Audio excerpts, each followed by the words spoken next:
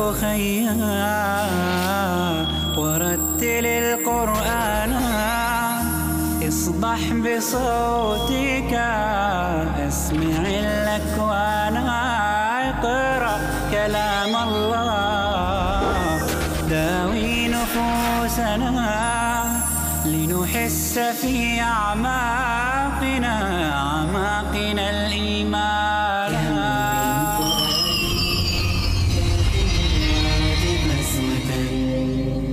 فإذا وعى القرآن من اللانا كم من فؤاد كالحجارة.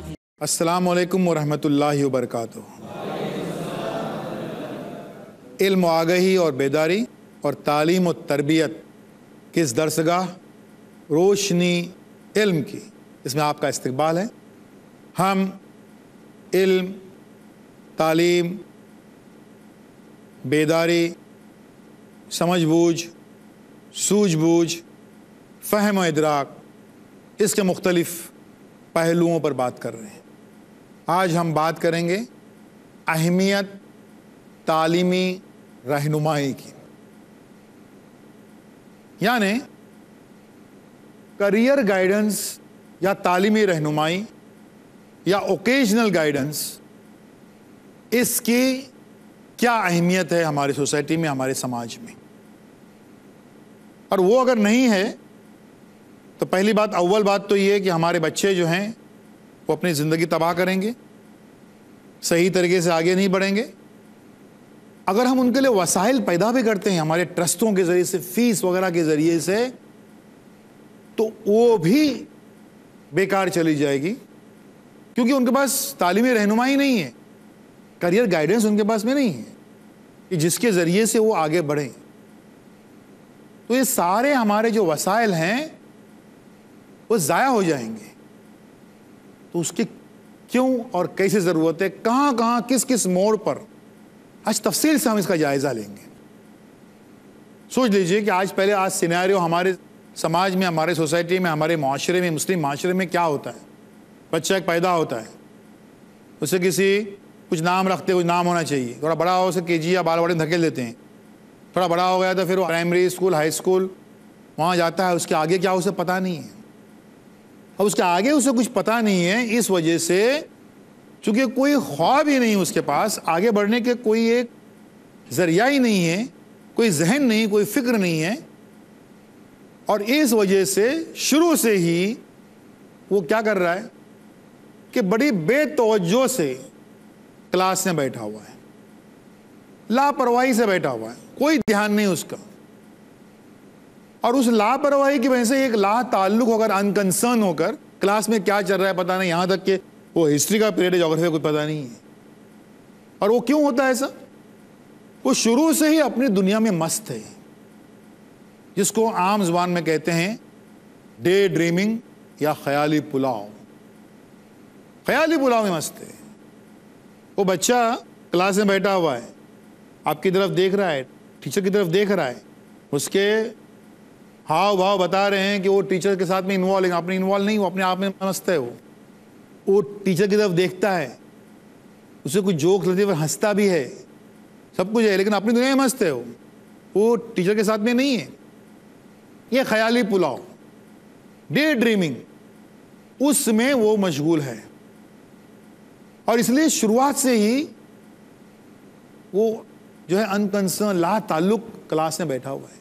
अगर एक 30 मिनट का पीरियड है, उसमें 10 मिनट वो ध्यान देता है, 20 मिनट अनकंसर्न, ला ताल्लुक बैठा हुआ है। जब ऐसा मामला होता है तो फिर वो क्या होता है, चूंकि कड़ी टूट गई है, आगे कुछ समझ में नहीं आ रहा है, तो अब वो सब्जेक्ट, वो मजमून जो है उसको मुश्किल लगता है। जहां पर ला ताल्लुक बैठा था, मुश्किल लगने के बाद घर पे न होमवर्क कर रहा है न समझ रहा है, वो घर पे जा रहा है और सोच रहा है कि वो मजमून बहुत मुश्किल है। ये नहीं सोचा कि मैं अनकंसर्न बैठा इसलिए मुश्किल लग रहा है। अब वो क्या करता है, आहिस्ता आहिस्ता जो है गैर हाजिर होना शुरू कर देता है। वो गैर हाजिर है। जब वो गैर हाजिर होना शुरू कर देता है तो उसकी मुश्किलात और बढ़ती हैं। अब उसको वो सब्जेक्ट और मुश्किल लगता है, वो मजमून और मुश्किल लगता है। और इस तरीके से आहिस्ता आहिस्ता वो बच्चा ड्रॉप आउट हो जाता है, स्कूल छोड़ देता है। स्कूल छोड़ने की वजह भी है क्योंकि उसके स्कूल और घर के दरमियान में उसको कोई मुतबादिल, कोई ऑल्टरनेटिव नजर आता है, उसको कोई ऑल्टरनेटिव। वो नींद के झोंके लेते जा रहा है, बस्ता दबाए हुए देखता है कि यार ये यहाँ पर एक फैक्ट्री है, यहाँ पर मुझे रोज़ के 50 रुपये मिलेंगे।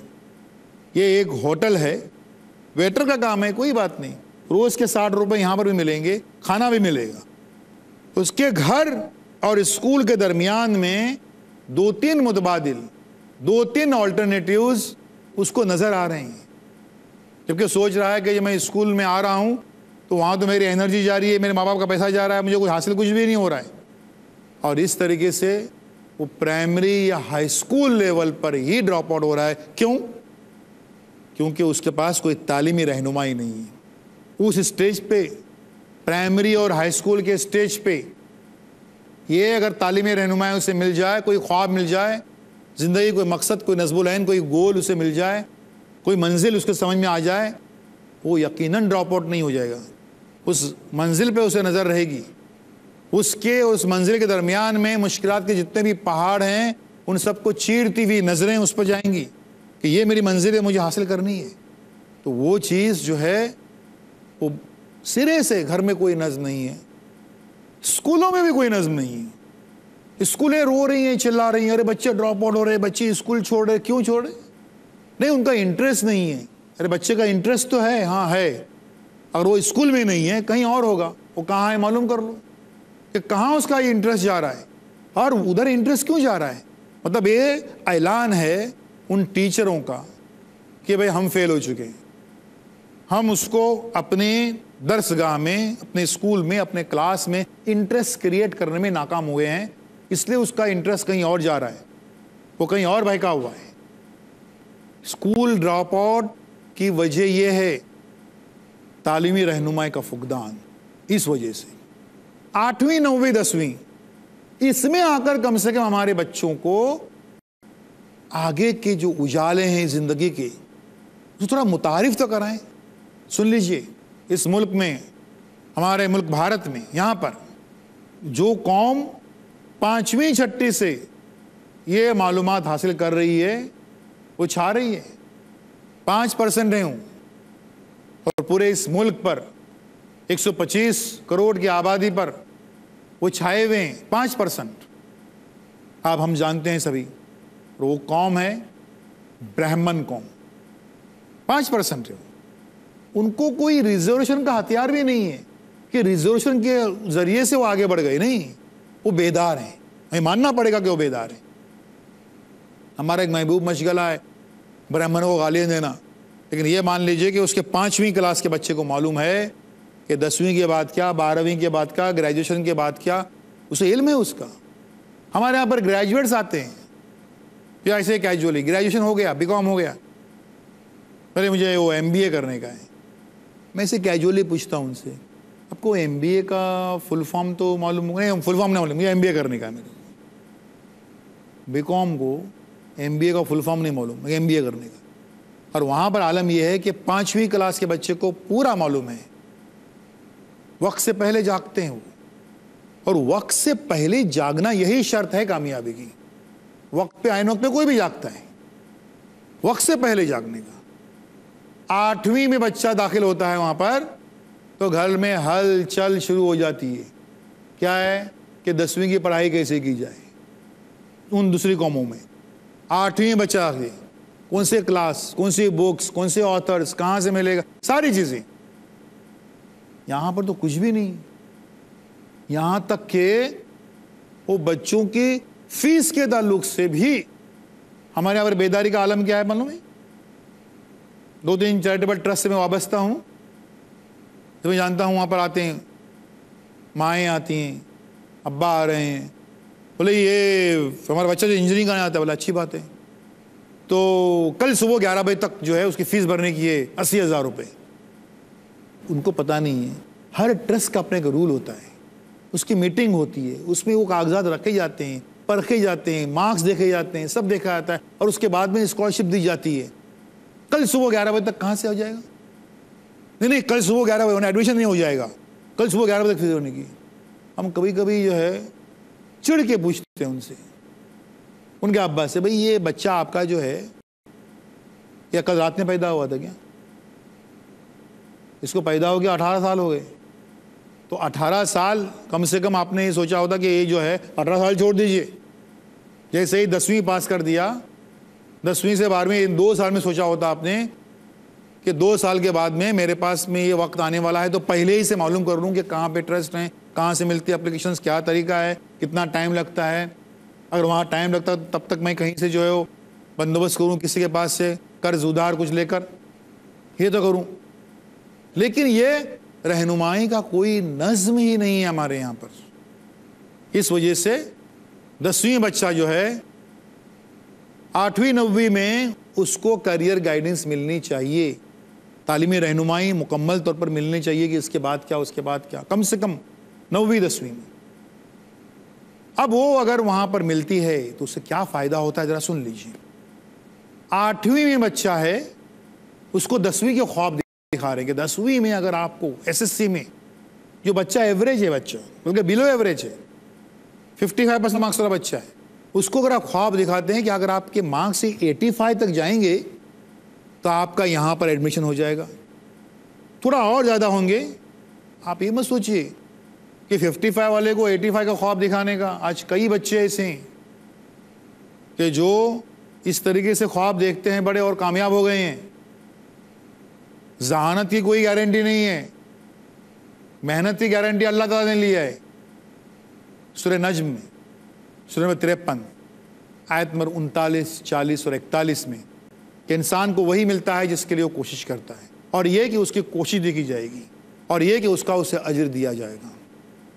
ये गारंटी अल्लाह ने ली है, मेहनत की, कोशिश की गारंटी ली है, जहानत की कोई गारंटी नहीं है। आज आप देखते होंगे शुरू से ही कि ऐसे कई बच्चे हैं जो KG में, फर्स्ट में, सेकंड में 90%, 95%, थर्ड फोर्थ में आते आते 80%, 6 7 में आते आते 60%, 8 9 में आते आते जो है वो 45%, 10th में जूं तू करके वो पास हो रहे हैं।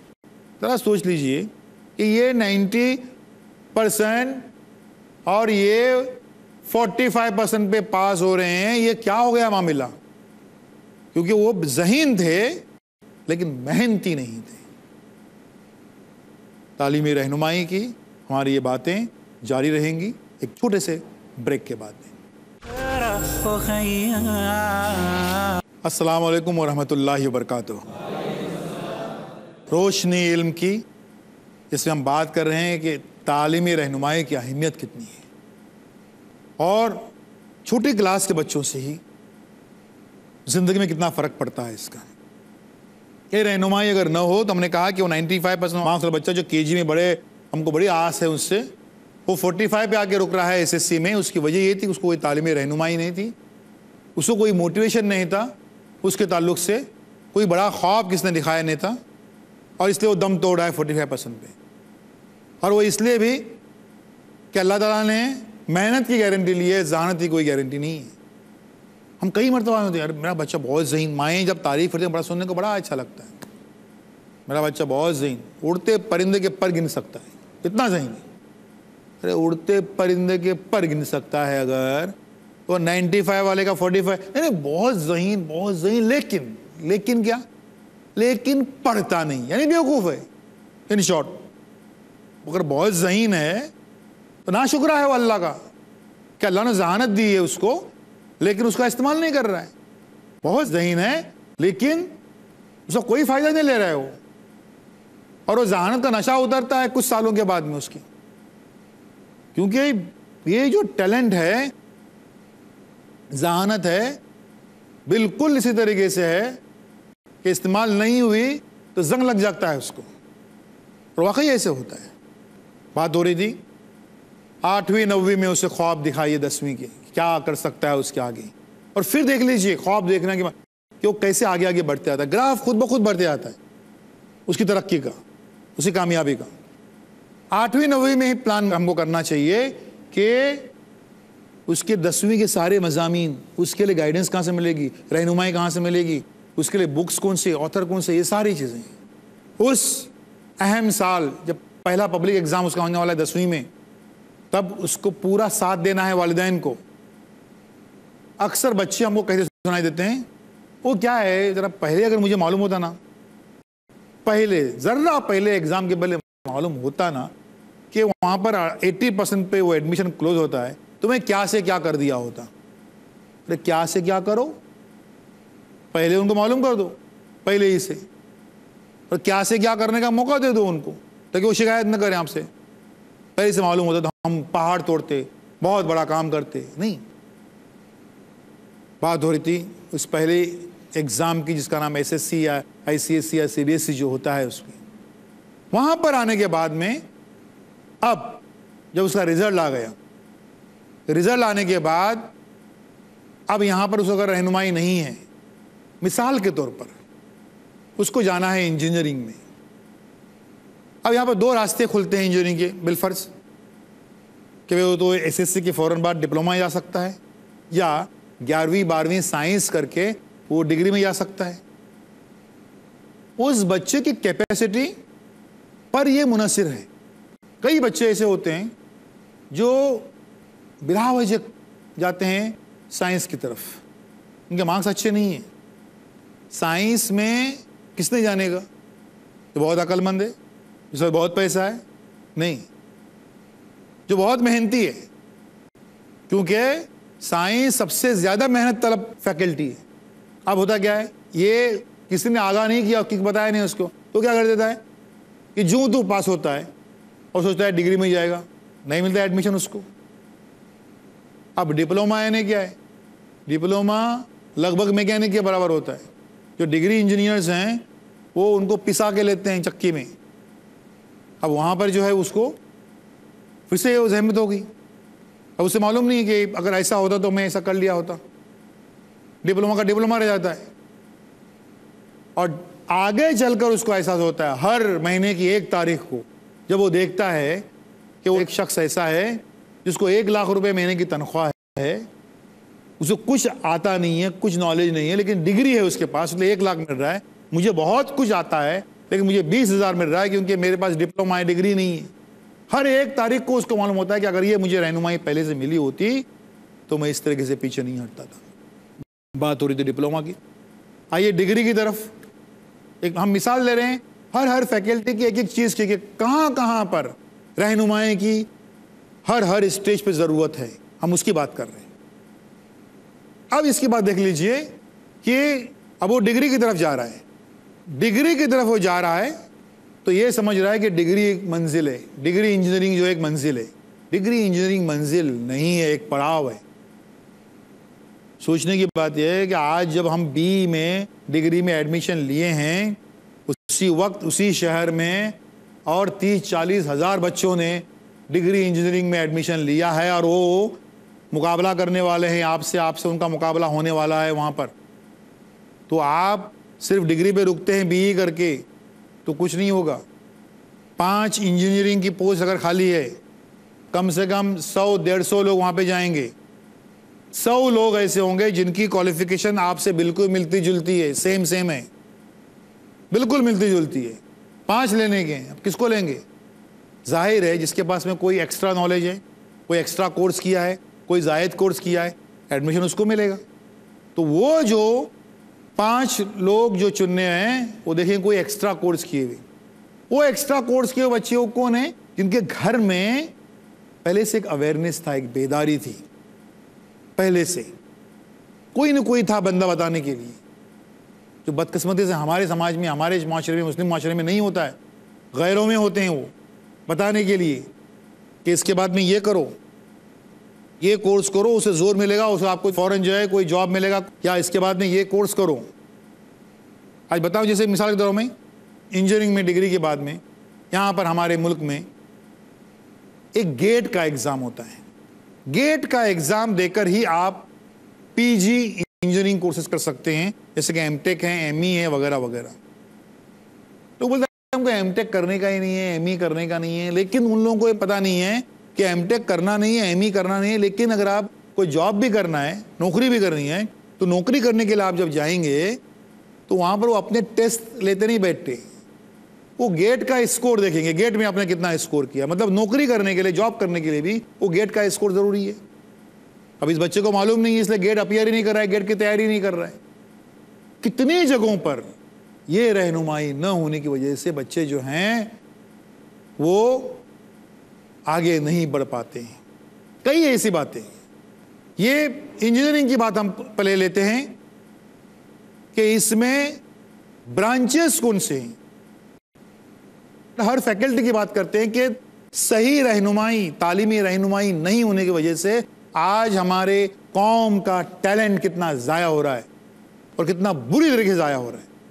इंजीनियरिंग में आज इस मुल्क में 73 ब्रांचेस हैं। कौन सी अच्छी, कौन सी खराब, या किसको स्कोप है, कुछ पता नहीं है। क्या करते हैं, देखा देखी, नकल में अकल मारी जाती है, देखा देखी, वो बच्चा वहाँ जा रहा है तो वहाँ जा रहे हैं। तो वो कौन सी ब्रांचेस हैं जिसको डिमांड है, या उस डिमांड से बड़ी बात ये कि उसके मिजाज के लिए वो फिट है। मिसाल के तौर पर किसी को सर्किट डायग्राम में दिल नहीं लगता है। अब सर्किट डायग्राम में जिसको दिल नहीं लगता है, वो बच्चा अगर जाएगा कंप्यूटर्स में और इलेक्ट्रॉनिक्स टेलीकम्युनिकेशन में तो वो पिट जाएगा। किसी का जो है वो जहन मैकेनिक ही नहीं है और वो जा रहा है मैकेनिकल इंजीनियर या फैब्रिकेशन इंजीनियर बनने के लिए, उसको कुछ फ़ायदा नहीं है। वो कॉलेज के कुछ जिम्मेदारों ने से बता दिया है कैसा करो, पहला साल कॉमन होता है तो तुम पहले किसी भी ब्रांच में ले लो, फिर अगले साल हम आपको जो है वो ट्रांसफ़र कर देंगे, जो होता नहीं अमूमन। तो उसे ये भी पता नहीं है कि ये जो इंजीनियरिंग हम गए हैं उसमें कौन सी फैमिलीज़ हैं। मिसाल के तौर पर कि मैकेनिकल, प्रोडक्शन, फैब्रिकेशन और ऑटोमोबाइल एक फैमिली है। अगर आप ट्रांसफ़र चाहते भी हैं कहीं पर तो इस फैमिली के अंदर ही ट्रांसफ़र होगा। ये हिमाकत होगी अगर समझे कि मैकेनिकल इंजीनियर जो है वो आगे जाकर इलेक्ट्रॉनिक्स में एडमिशन लेगा, ऐसा नहीं होता है। Electronics, industrial electronics, electronics and telecommunication और इलेक्ट्रिकल, ये एक फैमिली है। इसमें इंटरनल ट्रांसफ़र हो सकता है। सिविल और कंस्ट्रक्शन, ये एक फैमिली है, इसमें ट्रांसफ़र हो सकता है। देखो ये बज़ाहिर छोटी बातें लग रही हैं, लेकिन ये छोटी बातें नहीं हैं, क्योंकि ये कोर्स करने वाले जो हमारे बच्चे जो हैं वो छोटे बच्चे नहीं हैं, जिन्होंने प्रूव किया है, साबित किया है कि वो मैच्योर हैं, वो कौम का असासा है, सरमाया है। लेकिन सही रहनुमाई नहीं होने की वजह से वो असासा व सरमाया जो है वो लगभग ज़ाया हो रहा है। मुख्तलिफ फील्ड्स में बदकिस्मती से ये ज़ाया कैसे हो रहा है, और तालीमी रहनुमाई से हम अपने नौजवानों को तबाह होने से कैसे बचा सकते हैं, इसके ताल्लुक़ से हमारी बातें जारी रहेंगी। व आखिरु दावाना अल्हम्दुलिल्लाहि रब्बिल आलमीन। अल्लाहु अल्लाहु या रब्बी या अल्लाह, अल्लाह